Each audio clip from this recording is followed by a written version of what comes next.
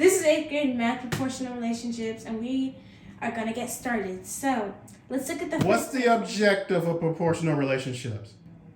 What's the objective? Finding the proportion. Okay, let me see what you're talking about. Yeah, that's right? Whatever. So we're going to look at our first table here. And so the only two numbers that are given that we both have is 3 and 4.5. That's the only row that has both numbers filled in for the X and the Y. Got it? Mm-hmm. Okay. So why is that valuable? What does that tell us? What does that help us with? It helps us find the proportion that will get us from 3 to 4.5. So how do we do that? So to do that, I did 4.5 divided by 3, and I got 1.5. As you can see here, you can see what my thought process was. See it. And then... Now, what you got 1.5. What do you do with that? So what? You got 1.5. Why is that important?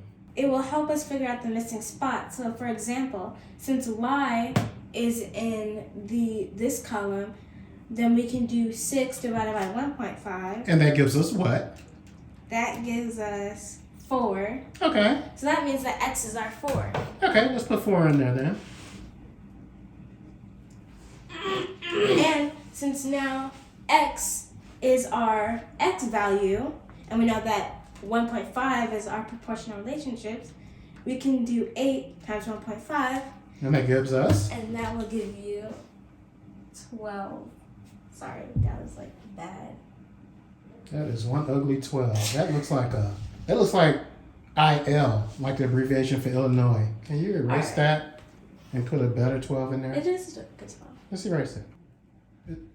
Perfect. Keep going. So now, since we did this, since 10.5 is in the same Y position as 6, we can do the same thing. 10.5 divided by 1.5. And that would be? That would be 10, wait. Sorry, that would be 7. Okay. We're going to put that in our X value. Okay. So now... Man, that looks like a greater than... Thank you.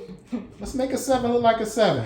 Okay, so we got table 1 filled out. This proportional relationship stuff is starting to make sense. Mm-hmm. So it's the same process for table 2? Yes, it's the same process. So let's look at this table. As you can see, the only two numbers that are given on this table that we both have are 5 in the X value, 14 in the Y value. Okay. So let's do the same process as we did for that. So to find it, I did 14 divided by 5.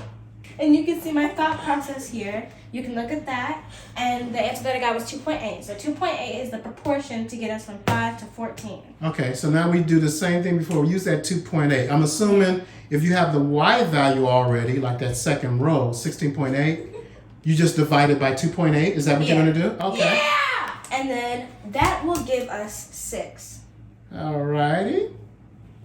And now in row 3, you have the X. That value is known, so you're multiplying 12 by 2.8. Yes. Okie dokie.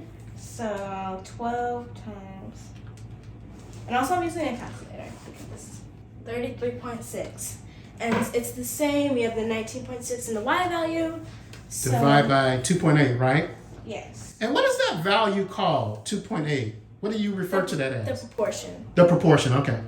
And then that is 7.